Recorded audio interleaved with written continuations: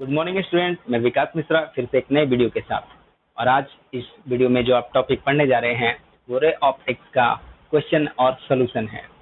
आप पिछले सारे वीडियो में इसका थ्योरी पढ़ चुके हैं। उम्मीद करते हैं कि आप लोगों को वो समझ में आया होगा। और जिनको भी पिछले वीडियो में अगर किसी टॉपिक को लेकर प्रॉब्लम हो तो मुझे कमेंट करके ज़रूर बताएं, मैं इस वीडियो में सॉल्यूशन दूंगा। चलिए, तो आज का जो वीडियो है बहुत इंपॉर्टेंट होने वाला है। स्क्रीन देख के आप समझ गए होंगे कि आज का वीडियो कुछ हट के होने वाला है। जैसे कि आप ये डिजिटल स्क्रीन देख रहे हैं, आज डिजिटल के माध्यम से मैं आपको एनसीईआरटी के क्वेश्चन जो हैं, जो एग्जाम में बहुत ही इंपॉर्टेंट होते हैं, उनका सोल्यूशन देने वाला हूँ। चलिए स्टार्ट करते हैं। स्टार्ट करने से पहले मैं कह दूं कि जिन्होंने मेरा चैनल सब्सक्राइब नहीं किया है वो जरूर से जरूर सब्सक्राइब कर लें, क्योंकि मेरे आने वाली वीडियो ऑटोमेटिक आपके पास पहुंच जाएगी। और अगर अच्छा लगे तो लाइक भी जरूर करें। तो चलिए, सबसे पहला जो क्वेश्चन है देखेंगे, परम अपवर्तनांक किसे कहते हैं। जैसा कि हमने पहले ही क्लासरूम में पढ़ चुका है अपवर्तनांक के बारे में, और ये परम अपवर्तनांक है। तो मैं इसको डिफाइन करने के लिए एक ग्राफिक का सहायता लेता हूं, जिससे आप बेहतर ढंग से समझ पाइएगा। तो चलिए, ये जो ग्राफिक आपके स्क्रीन पे आ रहा है वो ब्रह्मांड है। आप सभी इसको जानते होंगे, पढ़े होंगे। ब्रह्मांड में सूर्य एक ऐसा इकलौता ग्रह है जिससे रोशनी निकलती है, या यूं कहें कि प्राकृतिक में अगर कोई सूर्य रोशनी देने वाला कोई ग्रह है तो वह सिर्फ सूर्य है। तो जब सूर्य से सूर्य की किरणें निकलना प्रारंभ करती है, गमन करती है, तो वह निर्वात में गमन करती है। मैंने पहले भी आपको बताया कि सूर्य के प्रकाश की किरणों को गमन करने के लिए किसी भी माध्यम की आवश्यकता नहीं होती है। तो जब सूर्य के प्रकाश की किरणें निर्वात से गमन करती हुई आगे बढ़ती है तो सबसे पहला माध्यम जो उसके रास्ते में आता है वह है वायु। जी हाँ, वायुमंडल में उपस्थित वायु सबसे पहला माध्यम है जहाँ प्रकाश का प्रवेश होता है। तो हम गौर करेंगे कि जब निर्वात से चलकर वायु में प्रकाश प्रवेश करता है, यानी कि किसी माध्यम में इंटर करता है, तो उसे परम अपवर्तनांक कहते हैं। जब वो विचलित होता है, जब वायु में प्रवेश करता है तो वह आंशिक रूप से विचलित होता है, और उस विचलन को परम अपवर्तनांक कहते हैं। अब समझेंगे कि निर्वात को, यदि निर्वात को सी माना जाए और जो पहला माध्यम है उसे हम हवा, जो पहला माध्यम हवा है उसे भी मानते हैं, तो परम अपवर्तनांक का जो सूत्र बनता है वह होता है निर्वात बटे हवा, C/V। यदि आपसे कोई पूछे कि परम अपवर्तनांक का सूचकांक क्या होता है, तो आप बेझिझक कह सकते हैं कि परम अपवर्तनांक का सूचकांक C/V होता है। इसका मतलब निर्वात बटे हवा, या आप हवा के स्थान पर प्रथम माध्यम भी लिख सकते हैं। चूंकि प्रथम माध्यम हवा होती है, उसके पश्चात ही पानी या कांच का माध्यम आता है। तो आप समझ चुके होंगे कि परम अपवर्तनांक किसे कहते हैं। जब निर्वात से सबसे पहले हवा चलकर अपने प्रथम माध्यम में प्रवेश करती है तो उसे परम अपवर्तनांक कहते हैं। चलिए, नोट कर सकते हैं इस बात को। आप पेन और कॉपी लेकर तैयार हो जाएं, मैं बोलने वाला हूं, इसे आप इस तरह से नोट कर लें। क्योंकि एग्जाम में आज जो क्वेश्चन पूछे जाएंगे उसे अच्छे ढंग से लिखना भी होता है। तो नोट करेंगे हम कि परम अपवर्तनांक, मैं रिपीट कर दूं, फिर से बोलूंगा, परम अपवर्तनांक उस विचलन को कहते हैं जब प्रकाश निर्वात से चलकर अपने प्रथम माध्यम में प्रवेश करता है।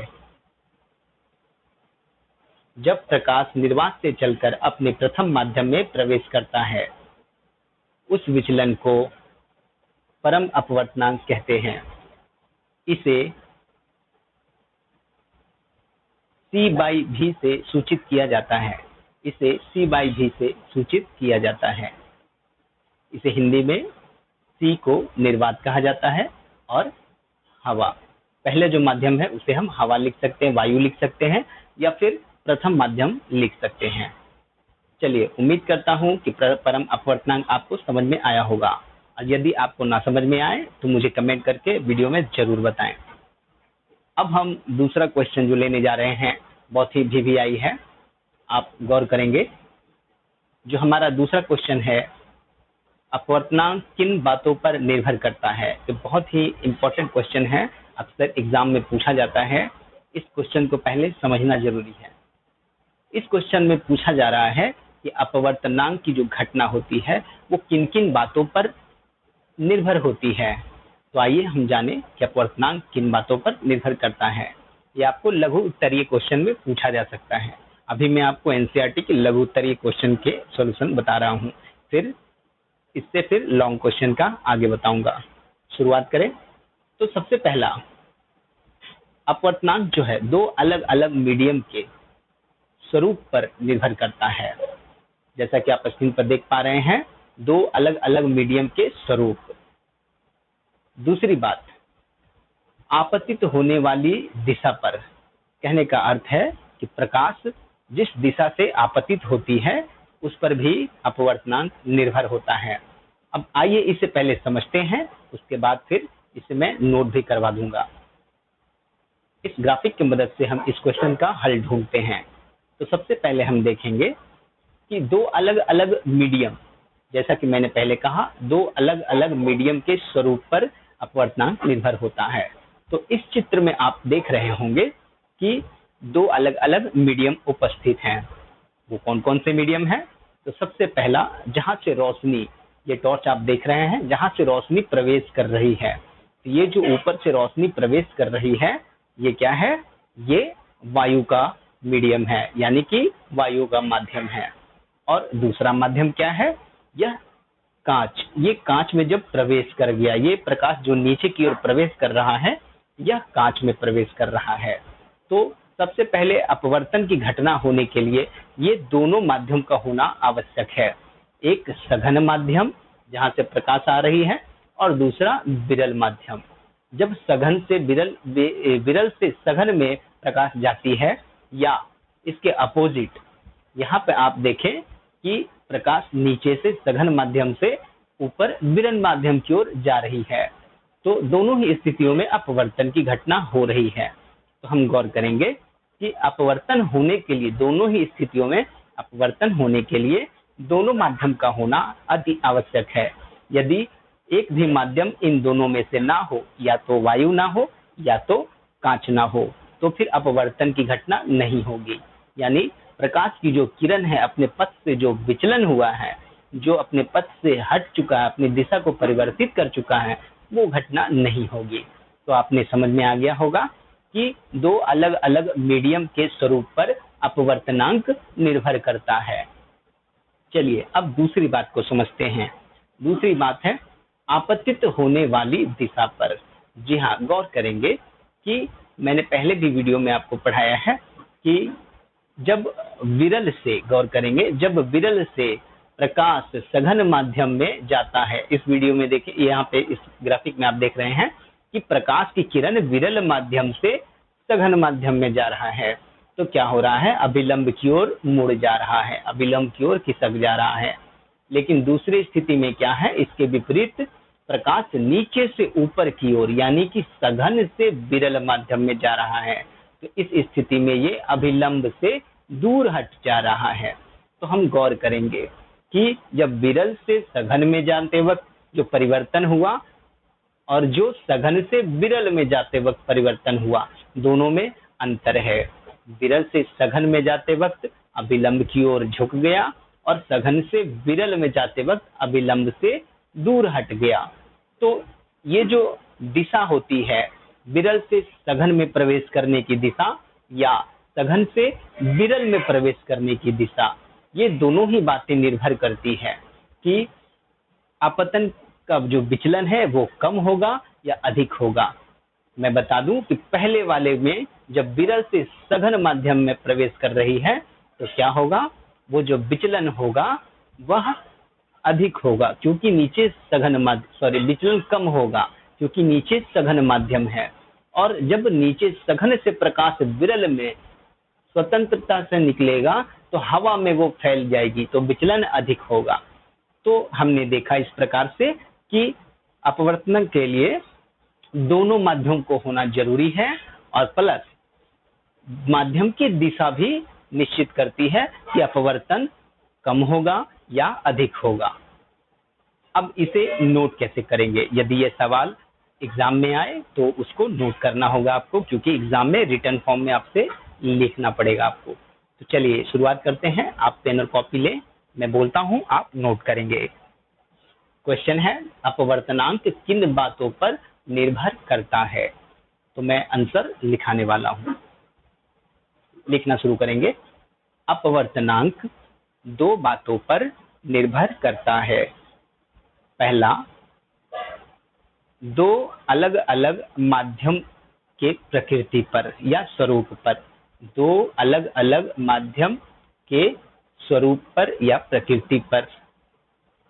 दूसरा, प्रकाश की आपतित होने वाली दिशा पर निर्भर करती है।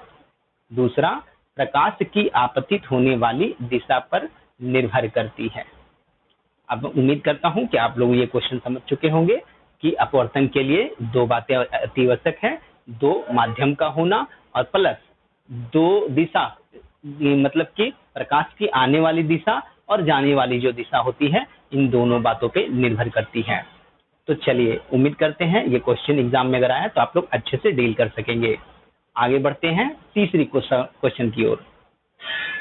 तीसरा जो सवाल है आपके स्क्रीन पर अभी आएगा। हीरा अंधेरे कमरे में नहीं चमकता है, कारण सिद्ध करें।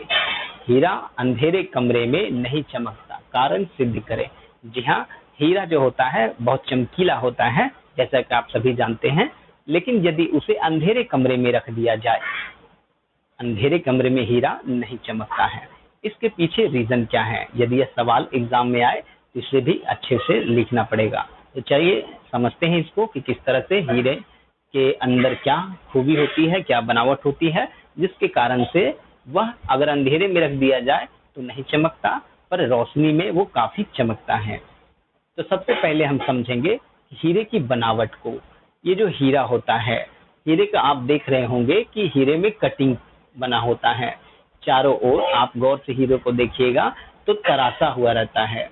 कारीगर जो है इसे इस तरह से तराशता है कि इसके हर कोण पर जहां भी इसे कटिंग किया जाता है, हर कोण पर 24 डिग्री का क्रांतिक कोण का निर्माण होता है। इसका अर्थ क्या है?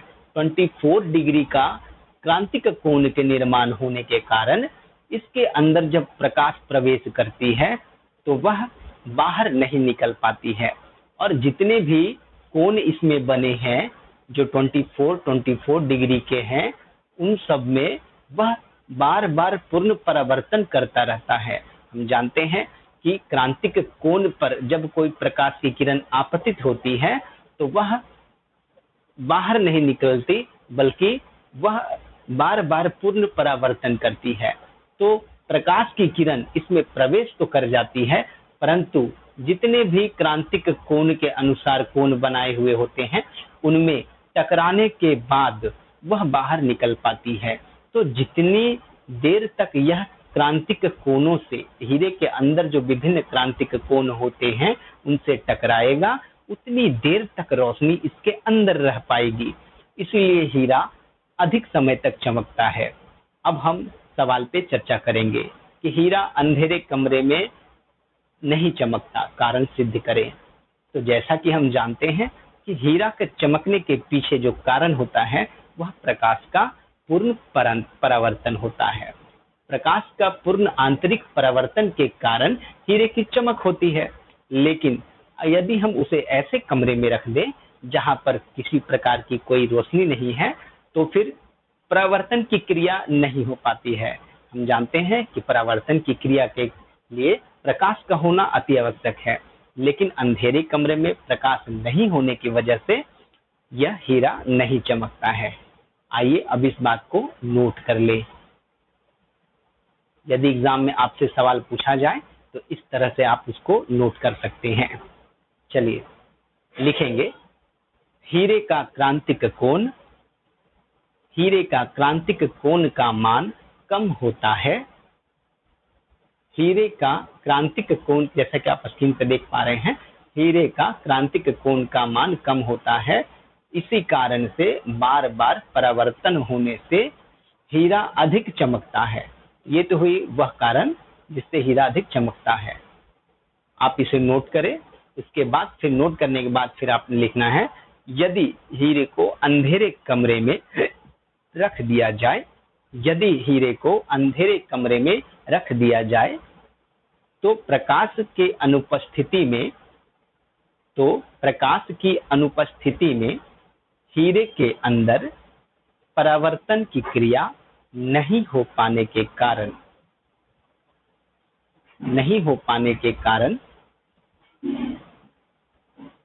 हम देखते हैं हीरा नहीं चमकता है।